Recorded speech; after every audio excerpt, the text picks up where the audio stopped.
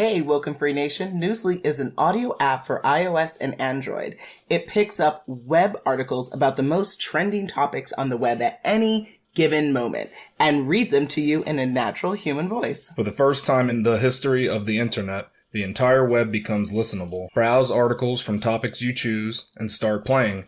Stop scrolling, start listening. You can follow any topic as specific as you like, from sports, science to Bitcoin, or even one of your favorite celebrities. It will find you the latest articles and read them to you aloud. And they have podcasts as well. Explore trending podcasts from over 50 countries. Our podcast, WokeNFree, is there too. Now let's get into the episode.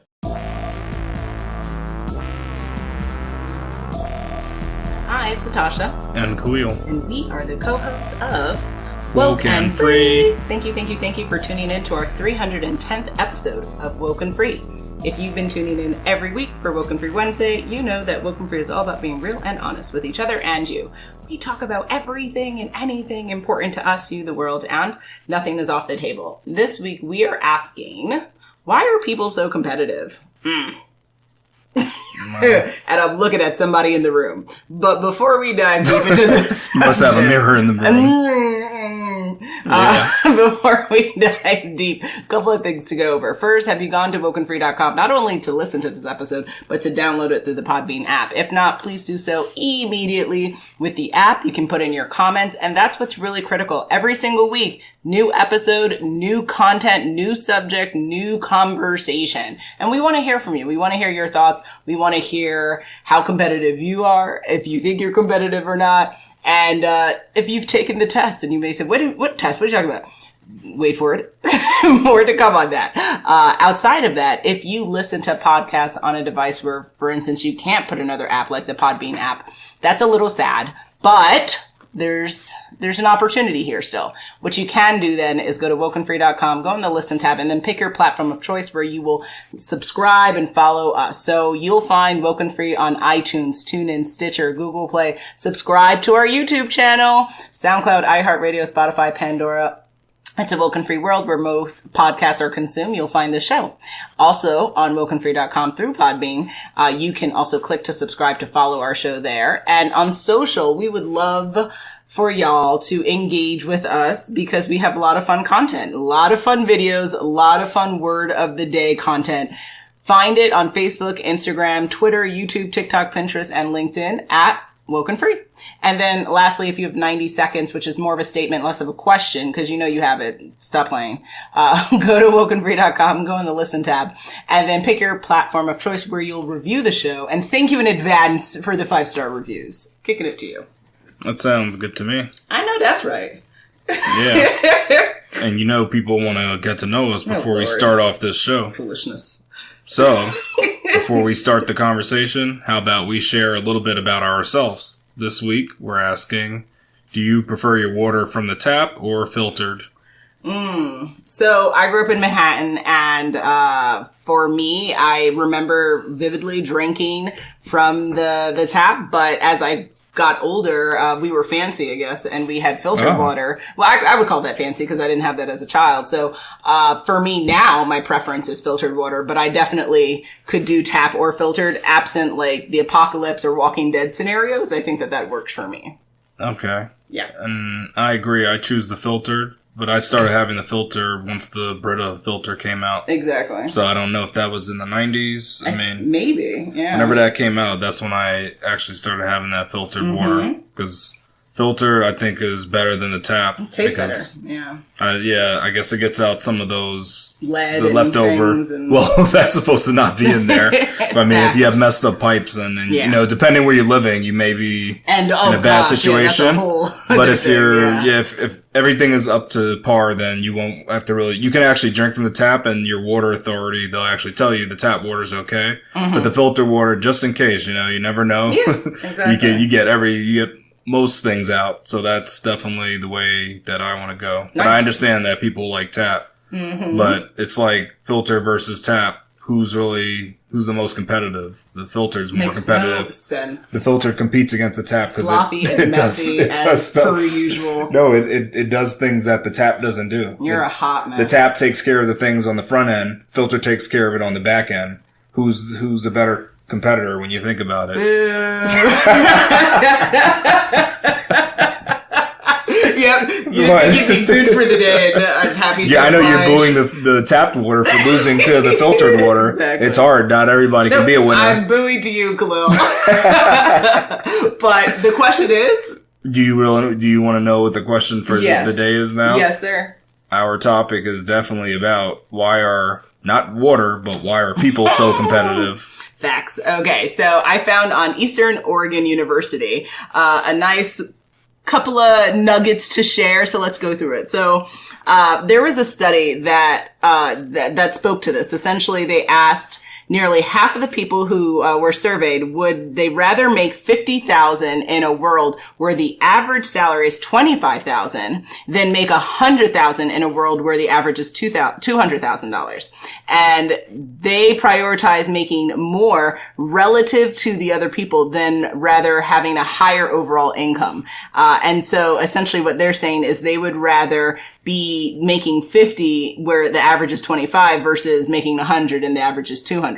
Yeah, which is because it's kind of like, but think about that. I mean, this is a messed up question. Mm-hmm. So would you rather make double what people make or make half what people make? That's what that question's asking, right? Mm. That's the messed up thing. But if you think about it, it's about it didn't put it on an equal footing. But it's asking you what is more important to you, what you have or what other people have. That's the essence of the question. All right, that might be the question because people would rather have more than what other people have than have more generally. Like, that's interesting. Yeah, but though, think about it it's more generally, but does that take into concern like the price of goods? So it's kind of like, I mean, I don't know all the contingencies of what the study included. I hope that this is saying if goods and all costs remain the same and your salary is the only thing that changed, that should be what the question Possibly, is. yeah. If the goods and the prices of goods change, then this question is not that great. Yeah, but exactly. We'll make the assumption that the goods stay the same. Yes, we'll make that assumption for our discussion. But, but still, like I said, it's funny. Would you rather make, but again, you're right. Yeah, you're comparing yourself to others. You want to make half of what everybody makes or you want to make double what they make? Yeah, because it's like, wouldn't you in a world, if you could make 50,000 or 100,000, wouldn't you always go for 100,000? Like, as long as the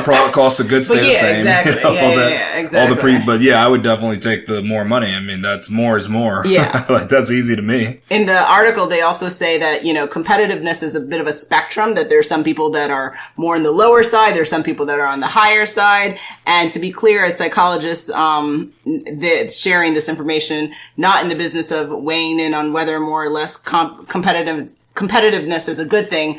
There are quantifiable psychological things attached to like why people do it. And so essentially the content is saying that there's various driving forces for why we're competitive, and not everyone's going to be competitive in the same way. So think about it, right? There's some people who are super competitive in sports versus some people who are competitive in the arts or in like relationship, right? ... So what about in technology? Ooh, there we go. That's a good one. In the tech world, yeah. That definitely happens. And as shared by Psychology Today, economists tell us that competition is an essential force in maintaining productive and efficient markets. Interesting. So without basic competition between firms, evil monopolies will actually form. This is what the economists say. Competition is a way to prevent true domination. Yeah, it prevents the domination by one entity. Interesting. It helps do that. See, that just shows you that competitiveness is inevitable then, essentially. Basically, according to the That's economists. fascinating. Yeah. And then some scholars, they argue that competitiveness is a biological trait that co-evolved with the basic need for human survival. That makes sense. That's what I tend to agree with and think about. Have gotten how we've gotten, we had to try to fight and defeat. Because we fought against the world, and then we fought against each other as well. Like humans were, that's a shame. And I mean, still humans are fighting against each other. Still every single day out here in these streets. We're just like when back in the Prometheus day, right? We were competing. Terrible film. Yeah, the film was bad, but I'm talking about just the beginning of mankind. I know. Every time I hear that word, I'm like so angered. But you should be at least. But I fell asleep. It's supposed to be the prequel to your Aliens movie. I mean, I don't know if that's a spoiler alert, but... Oh, well. It's been said. Well, I didn't say what happened at the end of the movie, but... Definitely not. I'm just saying it is technically... They're related, but yeah, it didn't do so well. Then the next thing is that a popular energy conservation competition that it's administered yearly at Princeton University. They call it the Do It in the Dark campaign. Excuse you? Do It in the Dark campaign. Okay, excuse me. Yeah. Do It in the Dark. Yeah, they named it like that for people like you. Yeah. For people like me that are on the up and up and on the... On the up and up. Yeah. Foolishness for the day. See, for those people, it's different, right? They could say that. No, they designed that name for certain people. Yeah, for the ghouls, exactly. Exactly. Because in this campaign, the colleges compete to conserve energy, and what they saw that during the competition, energy dropped across all the competing colleges during the competition. But once the competition was over, the energy usage rose back up. So, that makes sense, right? They only perform. It's only to compete, right? Yeah, to compete. That's interesting. Okay. Otherwise, they're like, we don't need to do it. That's hilarious. No, save the earth, whatever. Yeah, but are we winning? We're winning. I know. Winning. Yeah, that's all that counts is the winning, not actually the final results. It doesn't matter. So fascinating. We can just switch it on and off.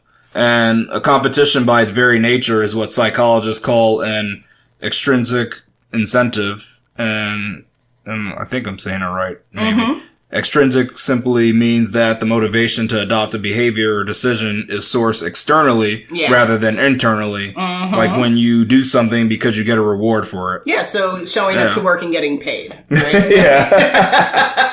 If that paycheck disappears. Incentive it's different, right? Yeah, facts. And the opposite of extrinsic is what we call intrinsic. Facts. And that motivation. And that's when we are intrinsically motivated to do something like helping others, saving energy. We do it not because of an external reward, but simply because we are personally convinced that it is the right thing to do in terms of morality. So those trying to go to heaven, excellent. Well, those that believe in such things. Just you don't need that to have a moral compass. Be a good person. That's what's funny. To try to, You don't have to believe in that kind of. You can be a morally good person and not have like certain beliefs. But there's some people who are check. Because again, that's Jesus. That to me is pointing towards you trying to get a reward for something again. It's like, I was good, my reward is heaven. Yeah.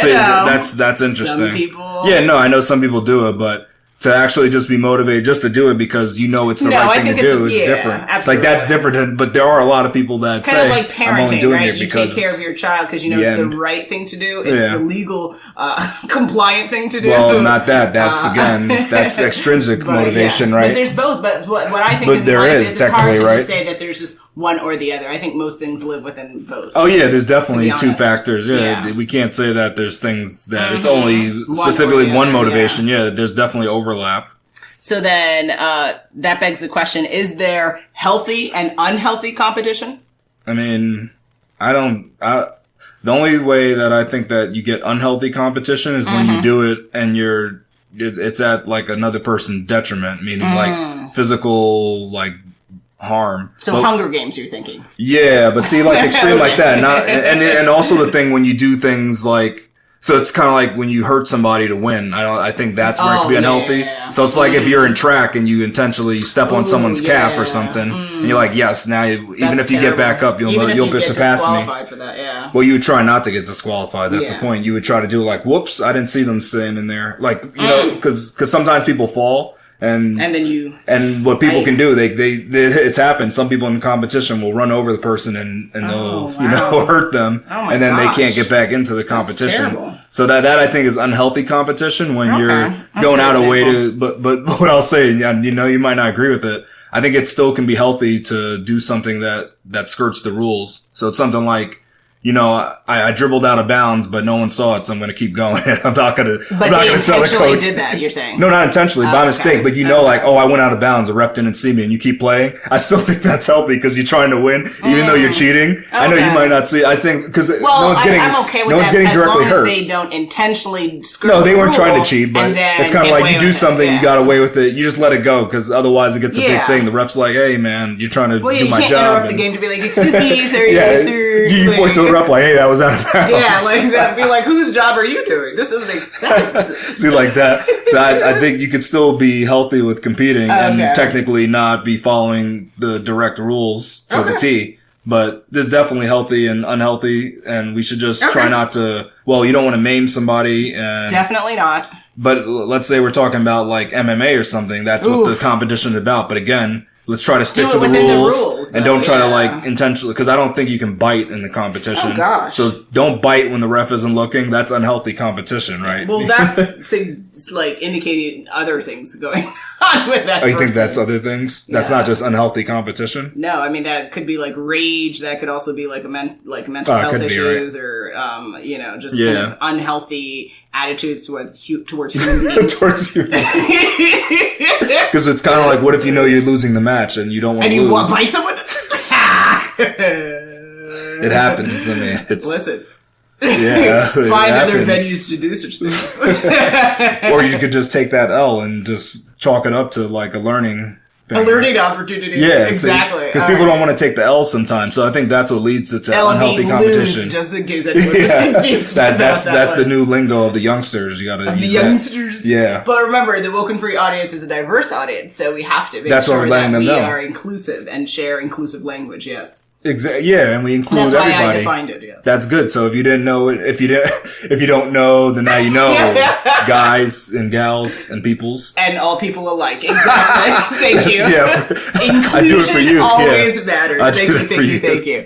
All right. On gloveworks.com, they define healthy competition as the epitome of team spirit and being a contributing member of a tribe. So to partake in something like this definitely lends to, I think they're saying that essentially it can be healthy in sports. It can also be healthy in other things like sales. If you think you kind of spoke to it a little bit about companies. When is it healthy? Yeah. To compete? When is it healthy? So, definitely sales rep, as long as again, no one is trying to, harm someone or kind of push away a team member, but we're using it to boost, morale. And so that we get more monthly sales. That could be a healthy opportunity. You mentioned the athletes, but then where we have unhealthy competition is when the competition then blinds us to improvements that we're making. So this happens when we focus on the other person rather than ourselves. Instead of appreciating the fact that we're a little bit stronger, faster, or fitter, we beat ourselves up, and because we're not as strong, we're not as fast, or we're not as fit as our competition. And then also being obsessed with the idea of winning is another sign of unhealthy competition.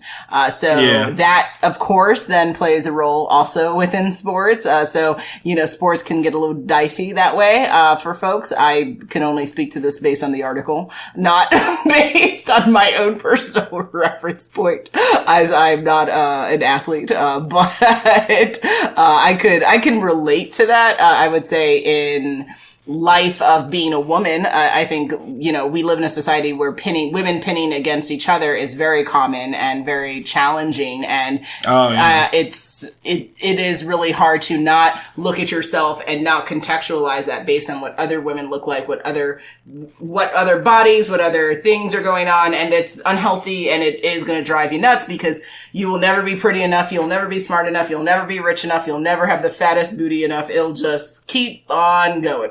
Wow. So definitely focusing on self is the way to go on there. And then also, the article goes on to say unhealthy competition occurs when we also just when winning just becomes the only source of satisfaction. That's a problem, right? Because how are you going to ever feel fulfilled or successful in whatever endeavor you're doing if it's just about the win, if it's just about, I defeated XYZ. There's more to life than winning. Since we've been talking about competing and competition, is there actually a test that can determine if you are actually too competitive? Of course, there's a test for everything. So there's one that you found on BuzzFeed, which we highly recommend everyone listening to this episode. Go to WokeNFree.com, click on the BuzzFeed link and all the links shared in the episode so that you too can test your competitiveness. And what are the results? Drum roll, please. The results are? Mm-hmm. You're the father. Nice. That's what you think. Had to do it. Oh, okay. You set yourself up for that. Did I do that? Yeah, you did. But what if I said survey says? You wouldn't know what that is. Yeah, there's another thing that's supposed to say. What are you supposed to say for that one then? No, I mean, you could say anything. That's from Family Feud. Oh, yeah, I don't watch that. Steve Harvey. I think, God bless him. Right? Yeah, he does it. But, okay, so, to answer the question that I asked. Okay. Because then when you say survey says, you could say 39, you could say anything after, because it's just the answer that the audience is all agreed upon. So, according to the test that we both took, I happen to be 39% competitive. The answer says as follows. Sure, you like winning, but ultimately it doesn't matter that much to you. It's nice when it happens, but you won't exhaust yourself just so you can win something. That's pretty funny. Like, seemed like it was a nice way of saying you're kind of busy and working, but you're also like semi-lazy. So, well, you're just not going to go hard to win. Yeah. If you win, you'll be happy, but if you don't, you just let it lie. But audience needs to know, what's your results? But before I get into my results, we can't pass over the fact that there was a previous test here.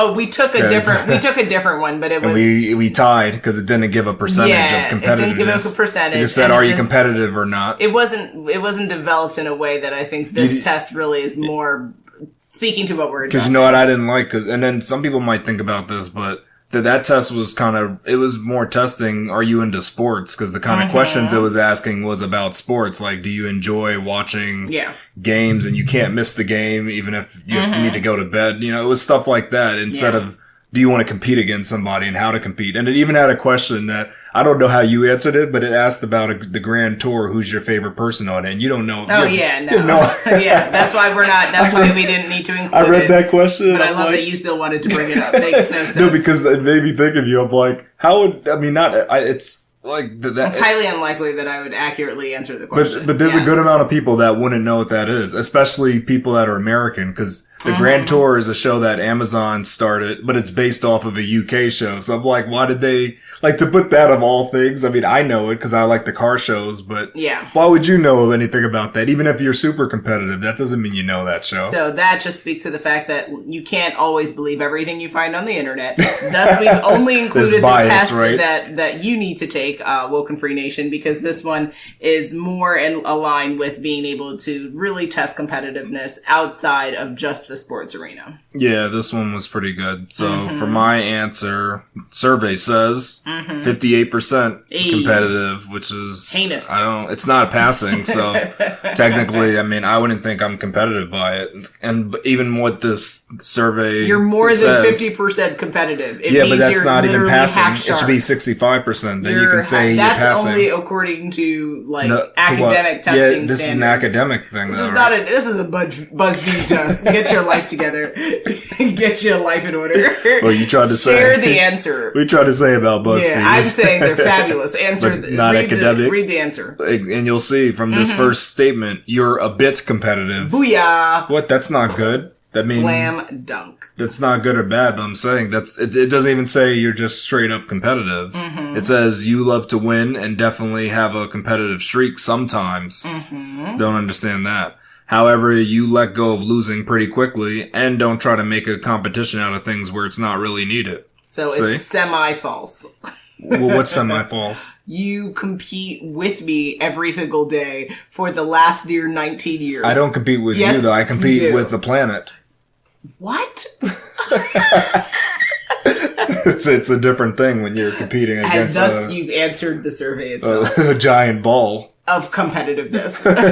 Yes, you are. It's a little different, though. Yes, because you act like you're being singled out as a singular person that I compete against, and that's not true. You literally... It's not a single competition. If I were to throw a softball at you... the next thing out of your mouth is, okay, oh, you think you got shots? Oh, you think you got this? You think you got game? Yeah, I'll say something. I'll say turn into I'll ask you, an unhinged human. No, I just ask you, do you think you've outpaced the master? Yeah, I ask you questions about that. And you don't think you're competitive. That's not about competition. It's just and then what would you proceed to do? Take 50,000 balls and throw them at me. No, I wouldn't do that. I would take them and I'd throw them up in the air and show you how I can make a meteor shower. Over my head. No, I would just show you the power of one. Yep. That's the thing that I do. Here we go, yo. So what's the scenario? It is scenario time. Scenario 1. Kalakwao noticed his neighbor working on a project every evening for 5 years. He finally asked what she was working on so consistently all these years. She told him she is building a time machine. Smart. Kalaqual responded that he thinks his will be finished in 1 year from now. Do you think this will force his neighbor to finish her project faster, or will she try and collaborate with him? What kind of neighborhood is this? That's what I want to know. Where two people happen to be living next to each other, building time machines. This must be in California somewhere. This is fabulous. It's obviously, and it's also deeply disturbing. Maybe they're in Oakland or like they couldn't be. Compton you don't or know. something. Yeah, I don't know where they didn't have anything better to do. They said, might as well build a time machine. And what kind of resources and metals do they have access to for this? That's what's interesting. Machinery. No one knows what it takes to build a time machine except for these two. There's a book I have on it though about what's needed. It doesn't tell you what's needed though. I'll have to look that up. Yeah, see. Oh wow! So, do you think this will? It's an important question. I mean, what? If the answer hinges on how competitive she is, so did she take the BuzzFeed test? That's really, what you would think. Interesting. Because for me, to be able to answer that question, I would have to know where she stands on her competitiveness journey. If she's not competitive, then that statement would just be like kind of asinine to say to her, because it's like, okay, it's like, oh, I got my Bugatti. Well, I got mine yesterday. Okay, like... Well, you'd say you got two yesterday. Yeah, like, then that's going to really upset somebody. Okay. But if she is competitive, then yes, that would encourage her to move faster on this.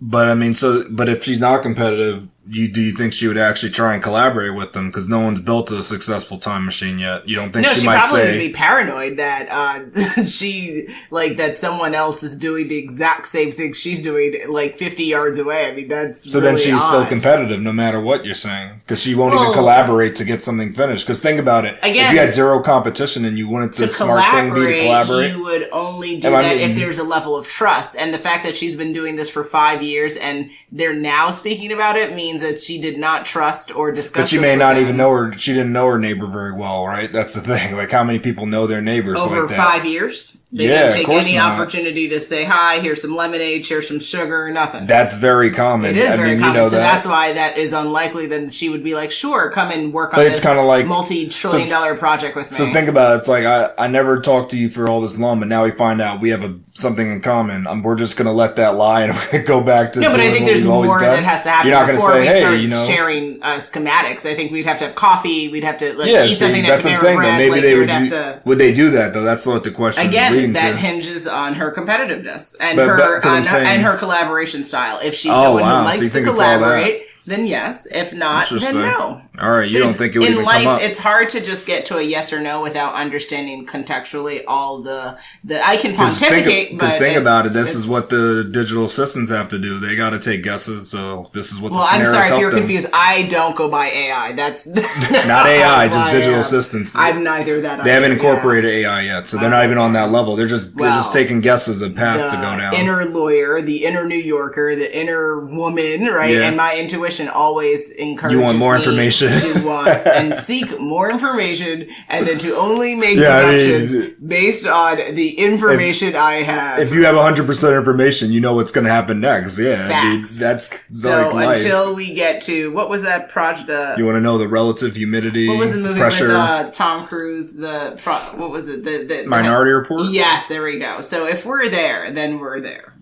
Until we're there, I'm not there. I mean, it's understandable that you want more information, but like I told you, I can make certain estimations based on certain contextual things. So if I understand her competitiveness and her collaboration style, then I could say potentially collaborate. But to be honest, like I said, for someone to live next to someone for 5 years, not share this information to me doesn't automatically spark that she would just be open to sharing. I feel like more would have to happen.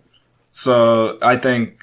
I mean, if I was just taking this scenario as is, I think she would, just taking it as, I don't know who she is. I think she's going to try to finish her project before her neighbor. I think that's just more 9 times out of 10, that's what would happen in this scenario. Knowing nothing about her, and this is just what I think would happen, and I think I'd be right on that.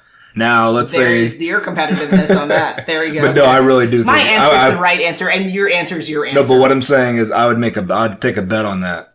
Not like we are not conducting bets. I'm just saying. Are we encouraging people to bet? FYI. No, but it's just showing you what I'd put. I put money on the line just on this answer. Good for you. It just shows people that I really think this is what would happen. But the next thing is that if somehow I found out that she was of zero competition. And that's just not in her blood. She was zero. Yeah. It's a horrible. If it's zero. She had a low competitive drive. Maybe is a better No, I like how that sounds. No, that sounds wild. She doesn't sound alive how you said it. Yeah, I just like that. If she's not breathing. Like, I like how it sounds. It's interesting to put it that way. You need help. But if she was at that zero level of competitiveness, if she was at that bottom barrel, then I think she actually would try to collaborate with him because she would just say, "Hey, why not?" And I don't think she's gonna go and invite him to her garage, but she might say, "All right, let's hang out and talk about this kind of thing, that kind of thing. Maybe a brunch over it." But I think if she was, I don't think she would be so distrusting and say, "Let me not," because this is not just her making like a cappuccino in her garage. She can do that alone. This is a new thing. It's a new frontier that's being conquered. Mm-hmm. I think she would want to get help if she knew someone else was doing that. Like, I don't know. I just think like people that are working on something so critical, they would do it. But I know there are people too that say, no, I'm not going to do it. So this only hinges on if she's not competitive. But most people who are working on this are probably competitive, so they wouldn't, get the help. But if she's not competitive, she would actually get help. That's my guess on it. Scenario 2. Lay is a proponent of by any means necessary. He tells his colleagues that without countries competing for domination, we would not have things like GPS or the internet. Do you think he is out of his mind or has an interesting point? So I believe we may have discussed this on the podcast before that the internet grew out of a military project. So, and I forget the context that you shared around what the military were trying to do as to how the internet got established or developed when it did. But ultimately, a part of what we talked about in this conversation is that there are healthy arenas for competitiveness. It's the unhealthy competitiveness where people are harming themselves or they're obsessing around the outcome. They're also harming others for the pursuit of the win or the victory. That's the space we don't want to be in. But general competition, I don't know if there are people, and maybe there are people out there that automatically nix it. I also, as much as I want people to be happy, I think there's a space for competitiveness. I would say in my life as well, like coming from the perspective of my family, I have a lot of like super intelligent, super successful cousins. And I feel like if they weren't who they were, I probably would be less motivated to be who I am today. So I think there can be a lot of really great wonder that comes out of competitiveness. But it's a line that you cross between healthy to unhealthy. So you just be careful about that. So, to answer the question, by any means necessary, I think that's a little extreme. That's invoking like Malcolm X all the way, prior to the, kind of revelations he had later in his journey. And I feel like, that piece of it, I don't know if I would go all the way to suggest that, but I would say competitiveness plays a role for, us as a nation and for certain achievements we've had in this nation. Okay. Yeah. I mean, I think it's good that we compete because this is how technology definitely like takes big steps over our previous technology. The only time I think we got to be careful with competition in terms of countries is like we were doing that nuclear arms race. I think that's horrifying. Pretty dangerous, and there's still people competing in that. North Korea is doing some stuff. And that's a lose-lose proposition. So. Yeah, it's a dangerous Let's not one. Blow ourselves up for fun. It's a loss for humanity. It's hurting the environment, creatures. It's too much. And then there's some other animals will get it, but the Earth will still be around. That's what I always tell people. The Earth doesn't care what we do. Oh yeah, planet Earth will still be here chilling. With or without us. We're not at that point where we could literally destroy the planet Earth, but we don't have we can make it or whatever. Well, it's not about that. We don't have that much firepower. Like our firepower is laughable to the Earth. The Earth is just like boom. Okay, so if fine. Everyone launched it, it would just be like a birthmark you're saying or something. Like it wouldn't be like a and it's a mark that would go away and everyone would die. A couple thousands of years, probably. Okay. The birth would just continue like, wow.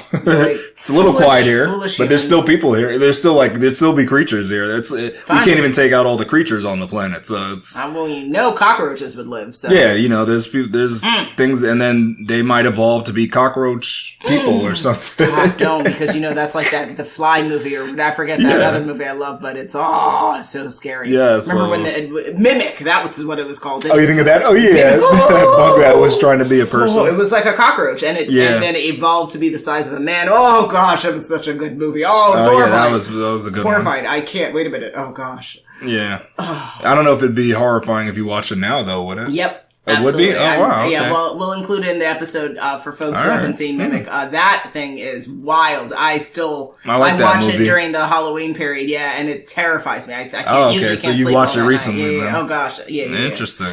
Ooh, that's a good one. That's interesting. So, yeah, I think he has an interesting point, but the by any means necessary, I think that's interesting, too. I don't say it's out of it. Yeah, you gotta be careful with it, because... I mean, you got to decide what's your limit. Well, yeah. Kind of what thing, are you willing to live with, and are you willing to cross that limit? What's your line, right? Yeah. What's the line that you're not willing to cross? That's what you got. You should have one, but if you don't have one, I think that's a problem. So it depends, though, right? Because it should have a line, not necessarily tied to competitiveness, but like for protection. Like, what would you do to protect me? What would you do to protect KJ? Right? Like, you would do anything and everything, which is challenging because that could, involve crossing or skirting lines where you shouldn't, right? But at the end of the day, you have to decide what is important to you, what is necessary, right? That's why they have those, is it Ransom or what? Those movies, what's his name? Where people he has to go get his kidnapped daughter. Oh, Taken? Taken, there we go. And stuff like that. And it's like, or like, what was the one where Equalizer, with Denzel, and it's like, Did he have to get someone who was kidnapped? No, in Equalizer, he had to go and kind of invoke revenge, I guess. Then, wasn't he just getting people back? He was, doing, I don't think, authorized behavior. But I mean, that's a different question, though, because it's kind of like if you were given the authority to do it. He seemed to be going rogue. I don't know. Well, he quit. It's kind of like he quit the business. I don't know who hired. I think he worked for the U.S. government, and they would disavow him. But he worked for them secretly, and he did his stuff as an assassin. I guess basically, I guess so, yeah. He's an assassin for the U.S. government. And then he stopped, but then he started, and then somebody got on his nerve. Let's just put it like that. There's more to the story. Definitely. And then he started using the skills that he obtained. It was wild. It was good. So is he crossing a line, or is he proving a point? Like, don't mess with me. Because it's kind of like if you mess with a boxer on the street and the guy punches you and you're knocked out. Is it the boxer's fault that they have those skills? You're so foolish. They had the skills on them. Get away from me, Colette. It's a true statement, though. Don't step to the best. Don't step to the best. You're really okay. You're in wild sorts today. Excellent. It's an excellent question, though. It could be a scenario. You could have to ask it. Is the boxer the wrong for using all of his skills against someone who assaulted him? Not in the ring. But someone shouldn't have assaulted the boxer either. So he could have also called the police, right? The police, they're attacking me. Yeah. He would have sounded like a really... He didn't have to say that, though. They would have... He could have to say that. They're like, are you sure, champ? He could have left and gone into a deli and said, I have to make a call. And Excuse me. Order a sandwich or something. Excuse me, fine individual. I need to go make a call. Yeah. We can contain ourselves. We absolutely can. Because you punch the boxer, he doesn't even feel it. He just goes, he's like, let me make this call real quick for being assaulted. It's thank you, and, it's time for me to report this to the authorities. So it's not, you hit me, now I'm going to hit you back. Not with all my might, but, you may not be able to take this because I'm trained. No, because the problem is, like, if you use your skills, you might kill that person. But it's not even skills. He might say, I'm going to give you a light jab because you punched me. And what if you light jab and then he hits his head on something and it's then that's most likely going to happen. We still have homicide that has occurred. I know. So, it's a hard. Whether there was intent, not intent, it is what it is. Yeah, it's a rough situation. Self-defense, either way. Do you want to be in that, or should you have just made a call in order to sandwich instead? I think that the latter option is. But what if the person that hit the boxer if it actually hurt the boxer actually felt some injury, then he has a wonderful civil and criminal lawsuit against this individual. So he still has to go make a sandwich and call the police? I mean, or he may order a Coke and ice. I mean, and put ice on the wound or on the injury? There's various scenarios there, Khalil. Think about it for another You would tell a boxer to walk away from I would tell anyone a hard to hit. walk away from, because you never know what happens in life, and the worst I know, imagine if the person pulls out a gun or something. Exactly. It's like your skills don't mean anything. Yeah, like the worst thing you could ever do it could go is sideways. To respond through emotion and then not really think through all the different possible outcomes. And then it results in you being in a worse situation than if you had just walked away. I know walking away is really hard. Yeah. Jesus did it. You can Especially if you're a trained fighter in some way, it's going to be rough. Like I said, I know I don't want to be involved in homicide cases. So personally, because you never know what happens in life. What you're saying makes sense, but I mean, realistically, most people don't want to. Yeah. You're saying, I mean, maybe they don't want to, but how people are going to react under heat? They're like, you hit me, cool, let's go. Yeah, I'm just going to hit you back because that's the reflex. My first it's initial a reflex. thing is if you try to hit me, I'm calling the authorities immediately. Like, that is my first thing, and I will proceed to sue you. Like, don't put hands on me ever. That's like the lawyer kind of. Yeah, that is my response. Oh, you're trying to play games? I'm so happy to sue you. Do not play with me. Yeah, that makes sense from a lawyer point of view. Yeah. Scenario 3. Supercarn wants her child to do well on an entry exam to a prestigious school that her niece attends. She is thinking of making an endowment to the school before the test date. Do you think Supercarn is too competitive? What? What confused her? This was a pretty straightforward scenario. Wants her child to do well on an entry exam to a prestigious school that her niece attends. Thinking of making an endowment to the school before the test date. Again, does the school give preferential treatment to those who provide endowments? Clue, that's a question. Wait a minute. I'm asking a question. Yeah. I mean, do politicians give preference to the corporations that donate to their campaigns? I mean, I don't know. I'm not a politician. I couldn't tell you. I don't know. You know, they just say see the money and they don't say anything. In this scenario, people they just say thanks for the tip. Yeah, thank you. That's exactly. I would have to understand how this school looks. Okay. Endowments. Okay. Exactly. And the connection between those endowments provided and those applying for admittance into the school. Oh, okay. That's how you would go by that. Because there are some schools that they may take that endowment and could care less what the appropriate family or a connective family is applying for, and would be like, thank you and goodbye, and that was your business. Do I think that that's likely to happen? No, but it is a possibility. It's the only way your scenario is possible if the endowment was $50. That's not an endowment. That is a one-time donation. Endowment, you're talking at least thousands. Like, it has to be. I know that's what I'm saying. Yeah, but if you're giving these schools millions. Yeah, but if you're giving pocket you could say you could get a new bench. I mean, that's something. Or get a stone. Yeah. It's a recycled bench. It's made out of plastic. Built in 1912?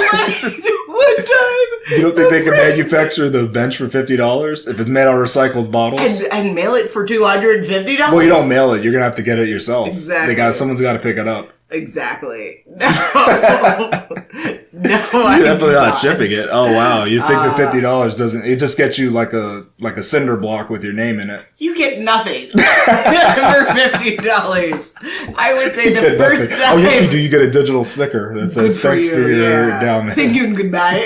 Thank you. Yeah. The only time they would even probably start to even acknowledge what a donation, like, even consider it like something, would probably be at the $10,000 mark. Or you don't even think $100 would tell them, like, they won't send you like a stamp book or something? Pens. It doesn't do nothing. They can't send you a stamp book with your address on it?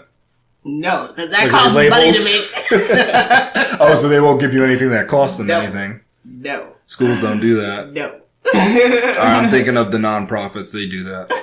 You are making wild assertions. They definitely said that so. I do not concur. Okay, I concur. They send goodies to you. You can speak on your behalf. If you give donations, they give goodies. You're talking about the 3 that we donate to, and it sends us stuff. Those that all you cannot do speak. that. Nope, you cannot speak broadly on all. I'm not all, but a lot of them do it though. That's what I'm saying. There are some that are doing that are actively fundraising, and that is one of their fundraising ploys or activities. You're making mistakes. Activities is what I meant. That was very revealing. Because, and the reason why I said that. Oh boy. Oh man.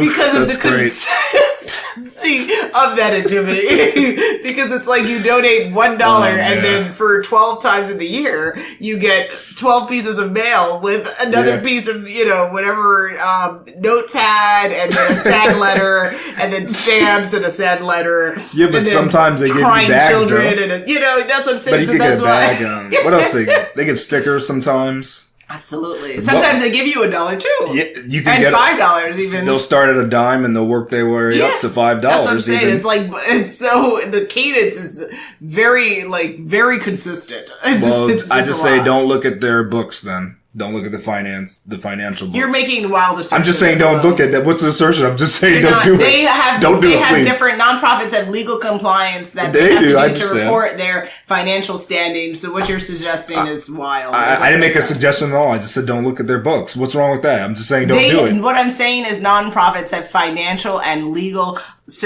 requirements to be able to make their to put forth their books. So what I'm saying is, you're saying some have to be publicly available? I mean, I can't speak on I'm not. It depends on which kind of corporation they are, right? But what I'm saying is, there are a lot of nonprofits that have public financial filings that you can go and see their different reports. And so what you're saying, I mean, maybe not all of their. I'm not. Again, I can't speak on it. I don't do finance, but what I'm saying. What you're saying to me seems really just wildly inappropriate. It's wild, right? Yeah. It's a wild world we live in. What's your answer to this situation? West.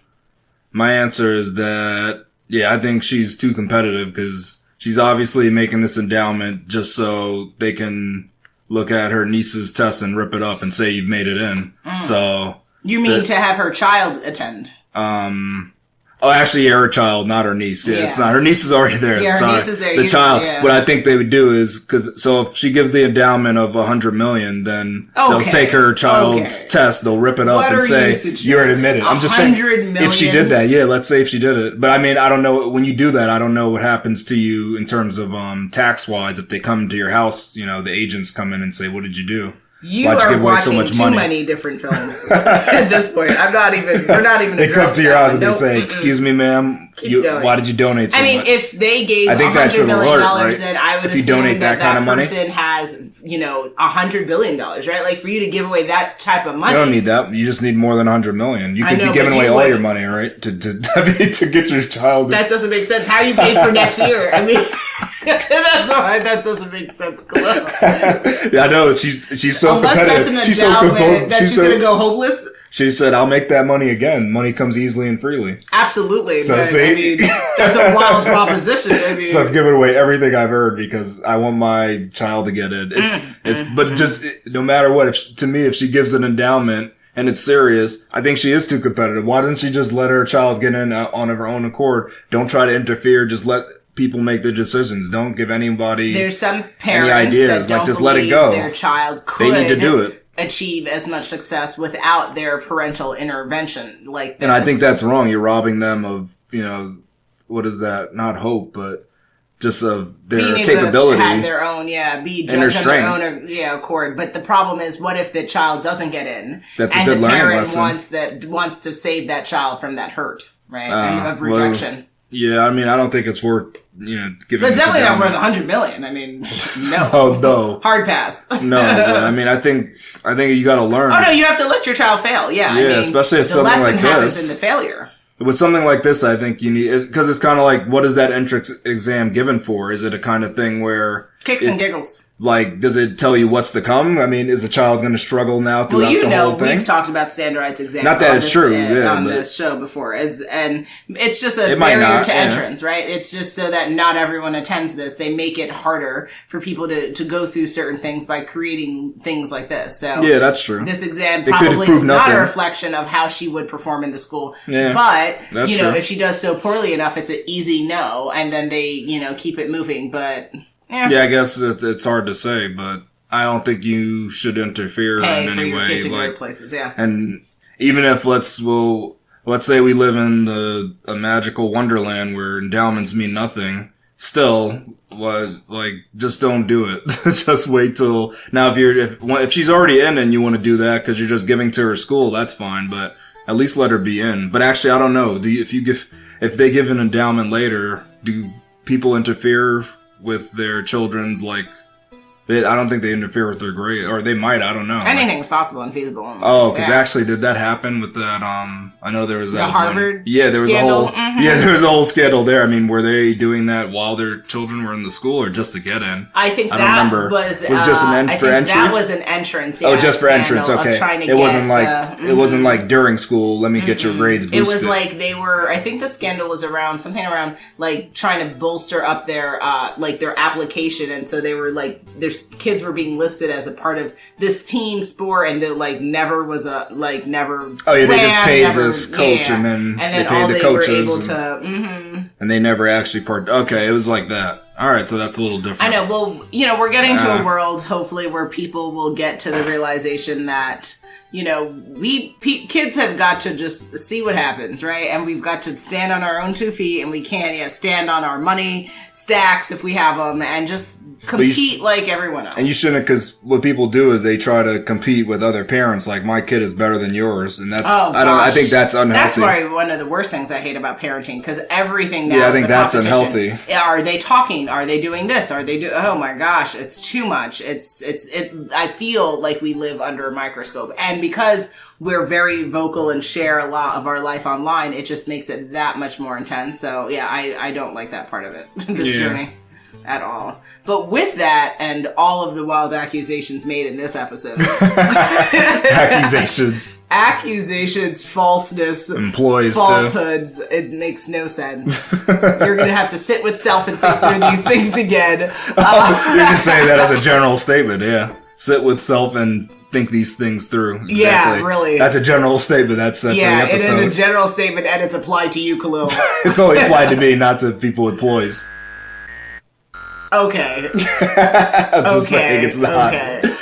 We are at that time again. It is coming to the end of our 310th episode of WokeNFree. Mess. Yeah. Quite the episode, discussing and asking the question, why are people so competitive? So what do folks have to do now? They need to come back next week for the new WokeNFree Wednesday episode. Make sure you follow us on social media to follow along in the conversation, and make sure you tune in next week for WokeNFree Wednesday to join the conversation at WokeNFree.com. If folks want to submit a topic for us to think about, or want to just share something that they feel is on your heart, you are definitely welcome to do so. Best place to reach us is on our contact us page at WokeNFree.com. That's WokenFree.com. And again, on social, we'd love for you to follow along on our social conversations on Facebook, Instagram, Twitter, YouTube, TikTok, Pinterest, and LinkedIn at WokenFree. And all sponsorship and collaboration queries, again, best place to reach us, our contact us page at WokenFree.com. If you didn't already subscribe, please do share the episode and make sure you come back to join the conversation every Wednesday for WokenFree Wednesdays. Remember, WokenFree is more than a podcast. It is a way of life. Until next time.